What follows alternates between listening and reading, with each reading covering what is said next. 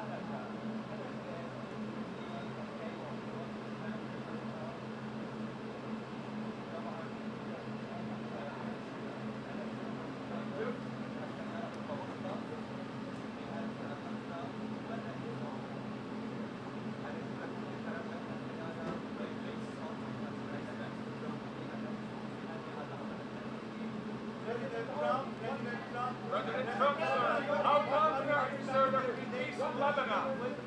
How confident are you there will be peace in Lebanon? Yes.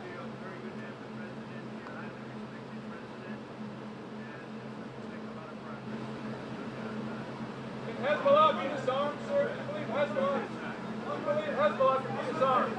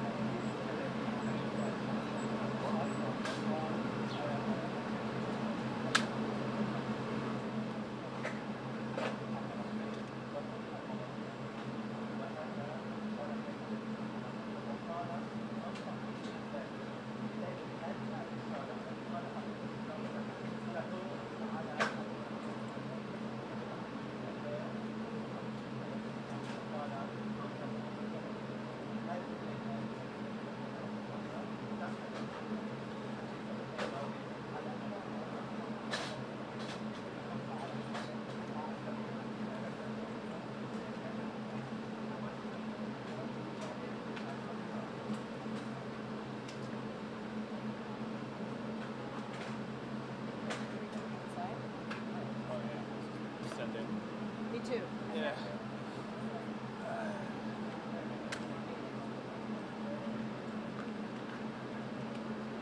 Not yet.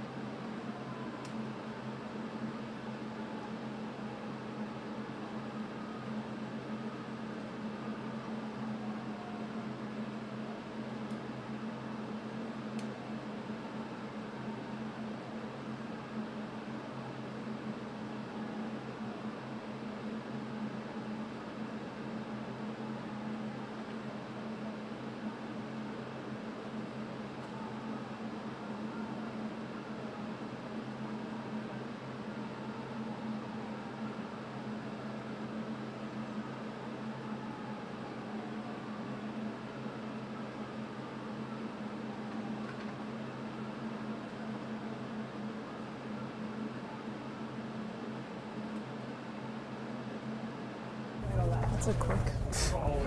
It's like you never know. Alright. So they didn't normally let us in before the press? No. Okay, great. Or like before they've even lined up? No. Nope. Decker, can I move you over just an inch? Can you scoot just an inch?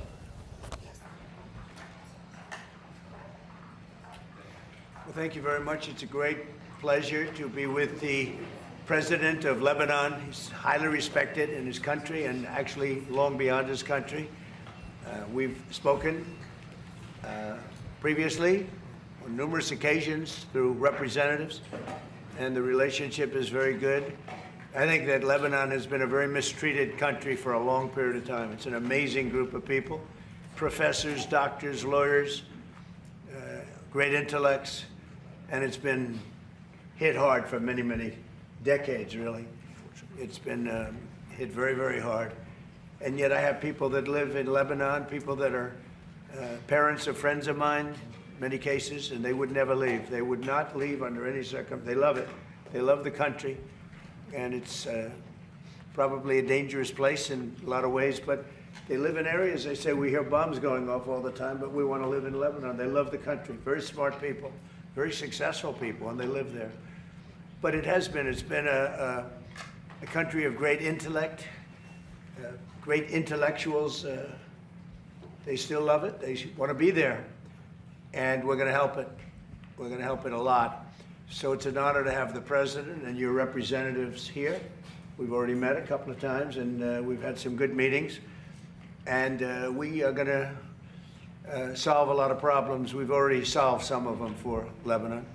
As you know, there's a Hezbollah problem, but we've done some things that I think the world will take notice. Again, it's been a very badly treated place and country, and we're going to have it properly treated and treated with respect that it deserves. And Mr. President, it's an honor having you. Thank you very much. No, thank you. Thank you I've very been much. looking forward to this visit for a long time. Thank you very much. Meeting such a great president like yourself. That's a very nice thing. See, he knows how to get to me. He knows. He can have anything. Now he can have anything. Would you like to say something? Now, really, I would like to thank President Trump, really, and his team for the historic visit and for the historic achievement that we did together by signing the framework with the ultimate objective of ending the state of hostility between Lebanon and Israel forever. I think, Mr. President, this will be your legacy. Together, we'll be able to achieve this objective. It's about time for Lebanon and for the whole region to be stable and secure. And I know your vision is peace, your vision is stability, and I think my vision coincides with your vision. And together, I think we will be able to achieve and to score success in that regard. I agree with that. I do agree with that. And you have tremendous spirit on your side. You have people that love that country, and they're going to make it work. We got to make it work. Right. Thank you very much. Mr. President, President Lebanon, I have two questions, one for you. President Trump, as you work to expand the Abraham Accords, Lebanon still enforces a 1955 law criminalizing contact with Israel for over 70 years. You previously stated you would push Lebanon on this issue. And there is some people still going to prison last month. So did you raise it you will raise it with President Trump today? Well, the Abraham Accords have been, I think, a tremendous success. I think you're going to see a lot of countries joining pretty soon. As you know, we have our original group, and it's so successful for them. Economically successful. It's been there. Nobody left, even during this time of conflict. So, no, I think Lebanon has a very important place.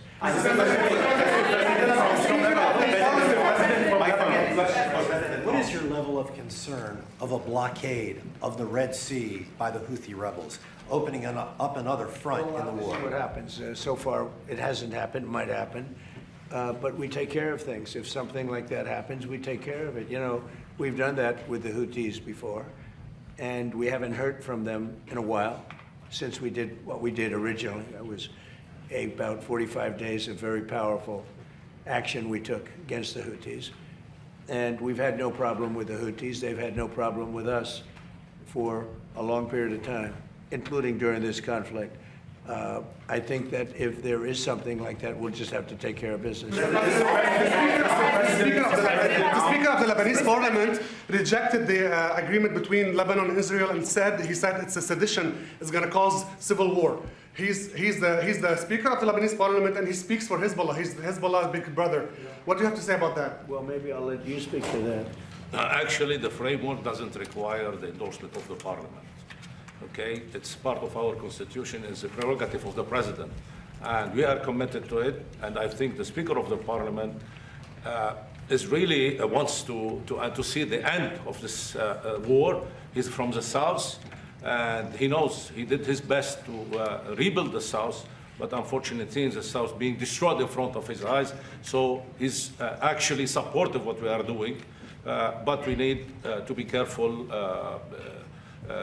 His position as a speaker and as a leader of the Shia community, we have to understand how critical is his position. But I can tell you that Speaker Berri is a man of state. He's supportive of what we are doing, and he's supportive of ending the state of hostility, ending the war once for all. I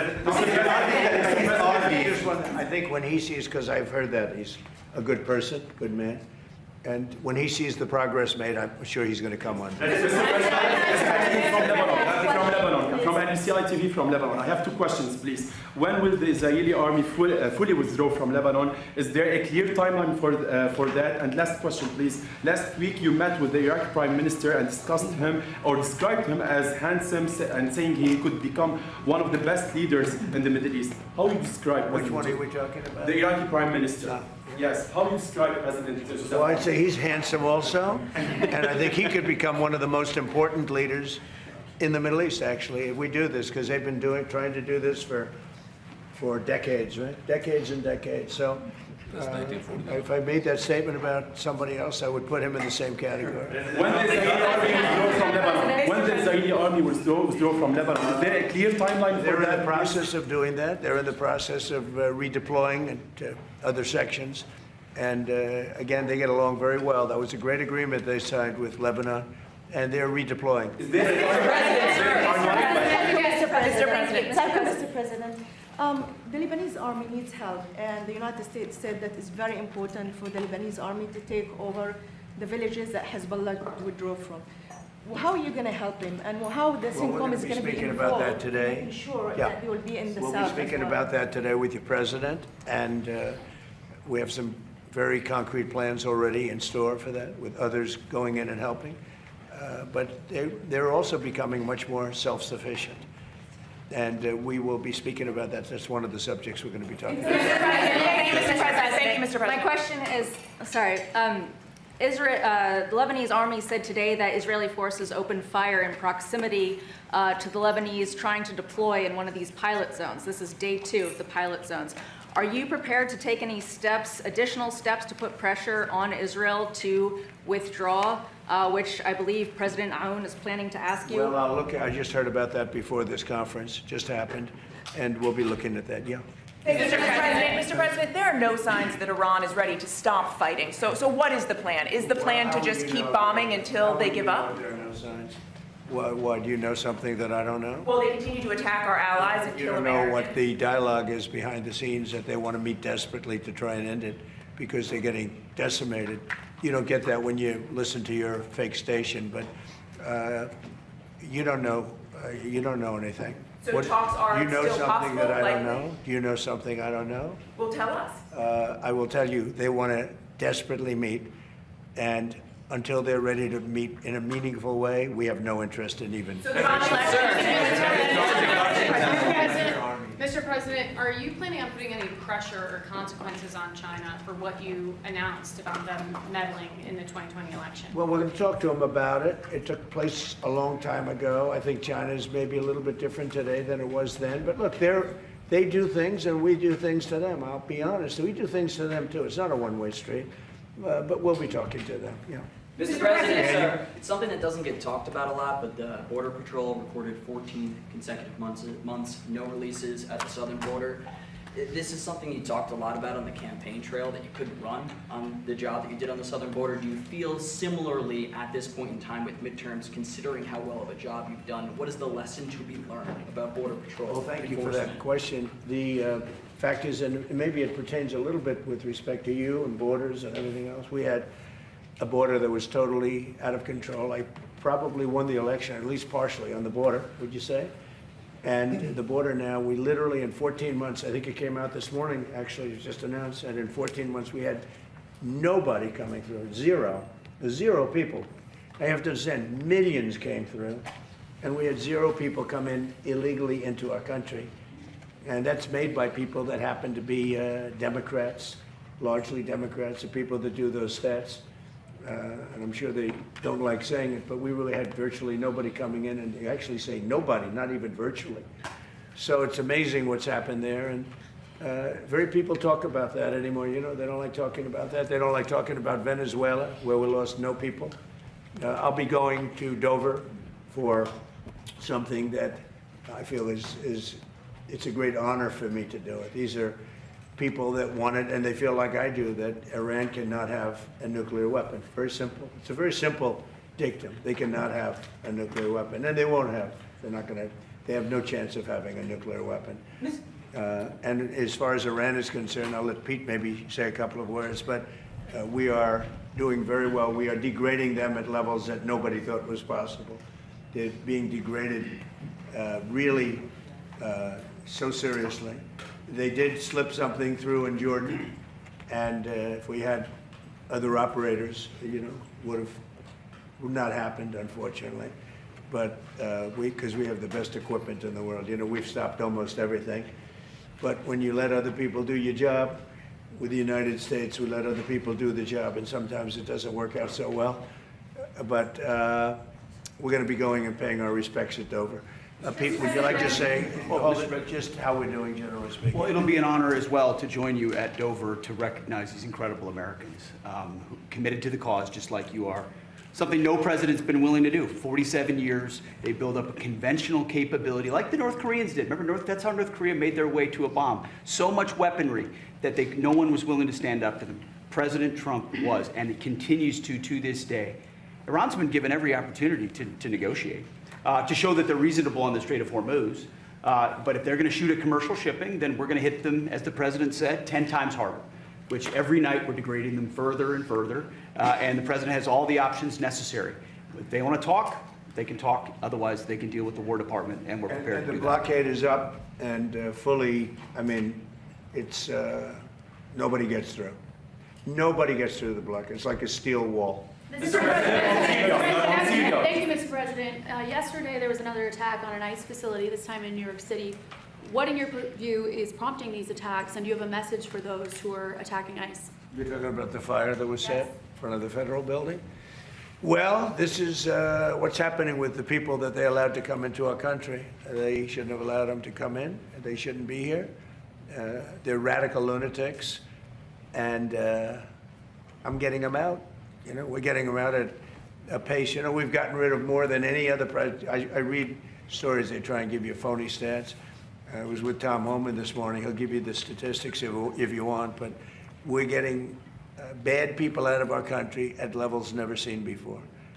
There's never been a time when more bad people, and you take a look just here in Washington, we got we took out almost 5,000 hard-line, hardcore criminals, most of whom came in during the open border periods of the previous administration. An amazing statistic, and this is something that I hate to be talking about in front of the president of Lebanon, but he's got his problems and they're different problems, but we don't have any problems in Washington, D.C. We've wiped out about 92% of the crime, and we're going to get very close to, I believe we're going to get close to 100% of the crime. And if you take a look at this city and compare this to what it was 15, 16 months ago, this was a dangerous city. I don't know how, I better not compare it to Lebanon because I don't exactly have your stats, but it might have been Lebanon was safer. This was a dangerous city under the previous administration, Biden, and now it's a very safe city. There was an article that came out 2 days ago that Washington, D.C. has made the greatest progress of any city in the nation. Now, Memphis also, and New Orleans also. And if they would ask us for help in Chicago, we would turn that around so fast. If they'd ask us for help in New York, we would turn that around so fast. Los Angeles, we would turn that around so fast. But the stat that's so amazing is that 2% of the people create 91% of the crime. Think of that. It's a great stat. Because if it was 70% of the people, that's a problem. If it was 20%, that's a 2% of the people create 91% of the crime. Think of that. 2% of the people, you can handle that easily. So Washington, D.C. is now one of the hottest cities in the country. We have the hottest country in the world. But Washington is now hot. And I do have to say one other thing. We just had the World Cup, as you know very well. And it was the most successful World Cup ever. We didn't even have a protest. We had no crime. With all those events, was like having many, many Super Bowls. Each one was like a Super Bowl. And with all of that, we didn't have crime. We didn't have bedlam. Everybody left here with a different opinion than what they read in the fake news. They love this country. I saw Scotland. I saw Norway. I saw all these countries. I mean, the level of love that nobody wanted to leave. And I just want to congratulate everybody, the job that we did, and all of us, everybody in this room, because everybody in this room was involved. The vice president was very much involved. It was amazing. I was with Johnny the other day. The job he did is great, but he said he never thought in a million years it could be so free of any difficulty. Think of it. We didn't even have a protest. Not only no crime. Now, there's a reason for all this, but part of it was that people just wanted to pull together. This country, for like a 4-week period, just pulled together. Really amazing. And I didn't want to say it before the final. I didn't want to say how well it was doing. I wanted to get the final up with, because you never know. It only takes a bad moment. But we just had the most successful World Cup in history. Did 5 times the business of any World Cup in history. And I can't wait to get him back, but I think we won't be able to get him for the next time. Do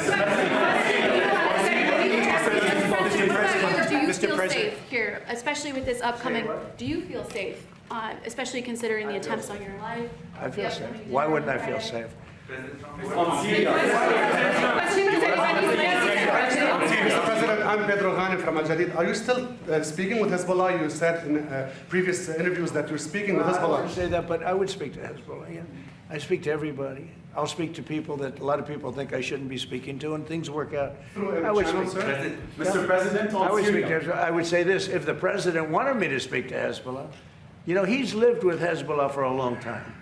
And if the president wanted me to speak to Hezbollah, I would. You know, I would. Mr. President, follow up on Iran. If the Iranians do not make a deal, ultimately, how long will it take for you to stamp out their threats to the Strait and enable full shipping? So if we left right now, it would take Iran 20, 25 years to rebuild. Okay? And we're not finished at all. But if we left right now, it would take them a long time, years to rebuild. But we're not leaving right now. So we've had a big impact on Iran. If we didn't do what I did with regard to 2 things, the Iran nuclear deal done by Barack Hussein Obama, I terminated that. If I didn't terminate it, you wouldn't have Israel right now, because they would have had a nuclear weapon years ago. And if we didn't do the B-2 bombers, knocking out the nuclear sites a year ago, one of the first things we did early in the administration, they would have a nuclear weapon, and you wouldn't have Israel, and in my opinion, you wouldn't have various other countries in the Middle East. They'd all be gone. They would have been terminated, extinguished. But I believe that by doing what we did, by terminating Iran, who's very evil people leading that country. You saw the number of protesters that they killed, 52,000 plus.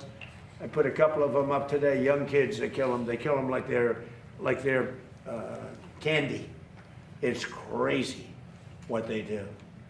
They treat them so badly. They're just killing people just at random. Over 52,000 people, and nobody talks about it.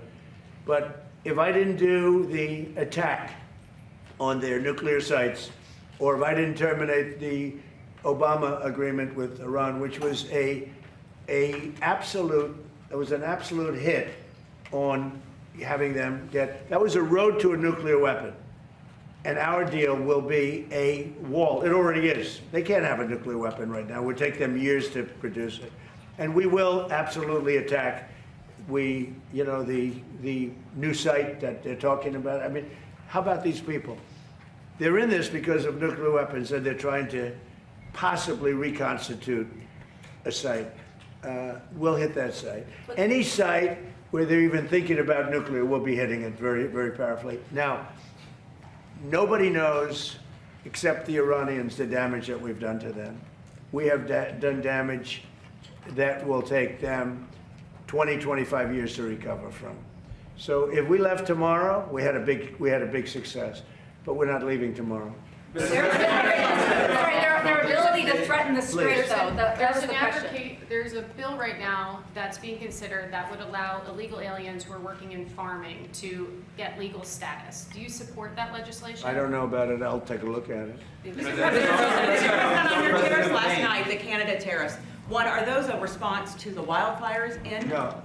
No. That's separate. We're looking at that separately. And what, is there anything Canada It's only can do? response to the way they've treated our farmers and our people. Yeah. Canada's been very, very tough on us over the years, for many years, and no other president's done anything about it. I love Canada. I love the people of Canada.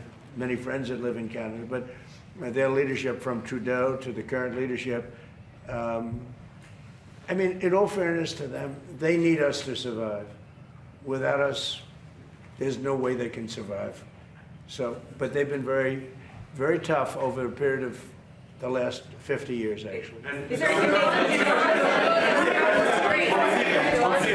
One Syria. Tony Murad, LBC ITV from Lebanon. Do you still support Syria entering Lebanon to disarm Hezbollah? You mean coming in and doing something with Hezbollah? Yes. Well, it's a concept, you know. We get along very well with the president of Syria. He's done a very good job. I wouldn't be surprised if this gentleman's going to do a job just like that. He's done a very good job. He's pulled Syria together. He would like to come in and do something with Hezbollah. You know, they've been fighting. He's been fighting Hezbollah for a long time. I think it'd be very effective. So it's something I think about. On tariffs, you increased the tariffs on Canada yesterday. Can you say if you still expect to impose tariffs on the wildfire problem? And can you say when you might impose 301? A lot of damage has been done.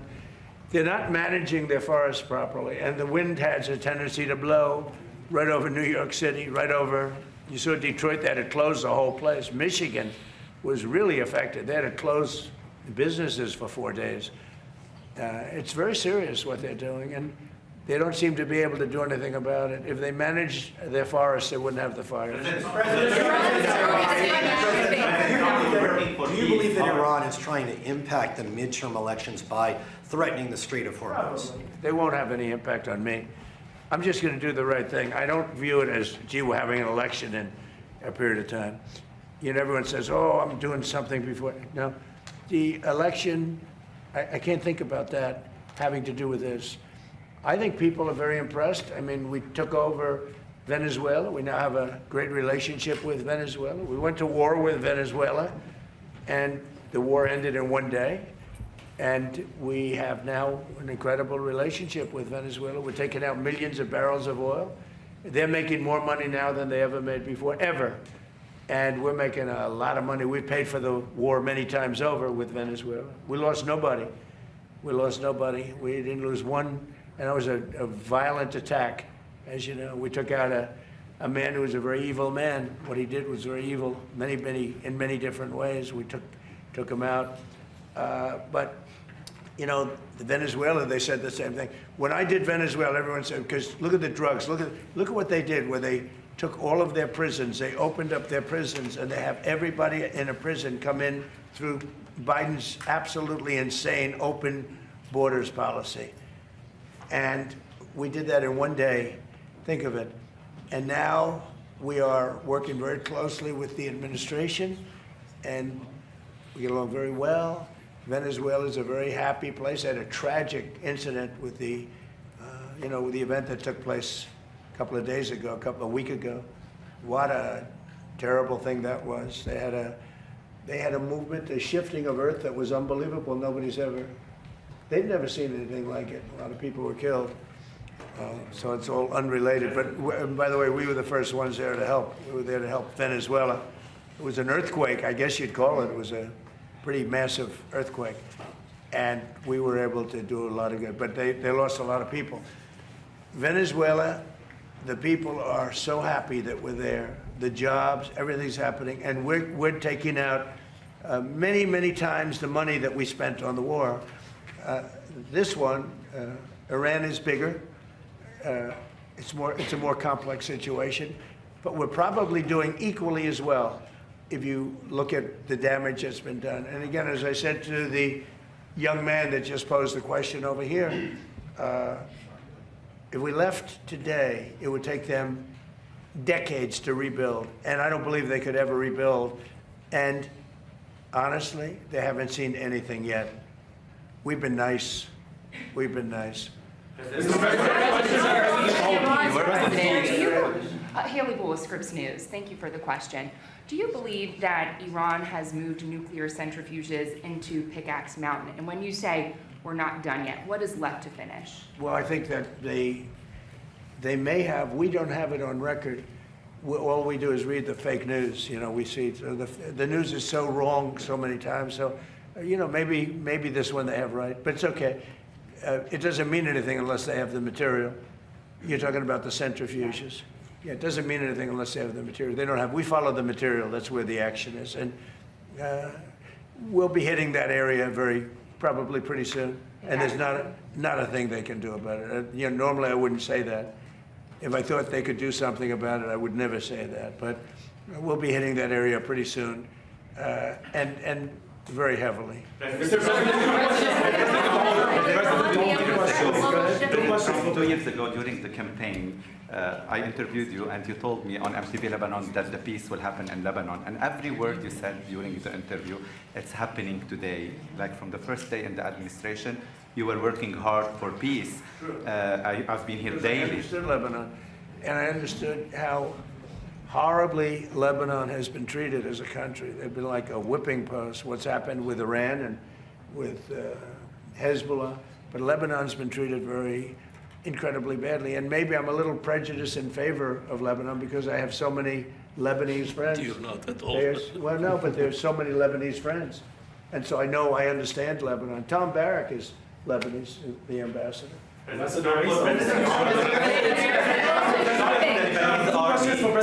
the Lebanese army, President Aoun, does the Lebanese army currently have the funding, equipment, and manpower necessary to implement the agreement? Or you are asking today President Trump for additional U.S. assistance today to do the job? Definitely, with the support of President Trump, and we spoke on the phone, and I told him I need 2 things from you: political support and supporting of the LAF, which is the LAF is the most trusted institution in the country, and it has the most powerful weapon, which is the trust of the public. And like any armed forces in the world, the Lebanese armed forces is the backbone of security and stability. We need to support the LAF. The LAF maintain the country safe and stable. Without the LAF, everything will collapse. We don't want that. I think President Trump doesn't want that. In 1975, the first institution to collapse was the LAF. And as a result, we saw the emergence of many local militias, and the South was empty, allowing the Palestinians to roam the South and launch attack against Israel. We don't want to see that back again. All we're asking is keep supporting the LAF. And they know that the LAF is doing a great job, performing its duty to the fullest. I fully trust the LAF. I fully trust the leadership of the LAF. And they did a great step forward with the recent signing with Israel. That was a big step. Are you going to allow direct flight from America to Lebanon again? I'm Pedro from... I can see that happening, absolutely. Question for President Aoun. Tony Murad from LBCI TV. So Ambassador Isa, the U.S. Ambassador to Lebanon, Michelle Isa, told me that the President Aoun would not leave Washington empty-handed. What concrete outcomes will you bring back to Lebanon? You'll find out. Mr. President? Thank you all very much. We're doing very well with Iran. We're doing unbelievably with the economy. We have investment. As you know, Toyota is coming in with the biggest plant, I understand, anywhere in the world. They're leaving Mexico. They're coming into our country. It's going to come into Texas, to be specific. We have more plants under construction now than at any time, by far, by many times. We have over $19.2 trillion being spent in America, and they're going to be opening up in a year and a half. And there has never been a time like this in America. Truly, it's the golden age of America. Thank you very much, everybody. Thank you, guys. Thank you, guys. Thank you, guys. Thank you, guys. Thank you, guys. Thank you, guys. Congratulations. Thank you. Mr. President, the message for the Lebanese people. Thank you, guys. For the Lebanese people. Thank you.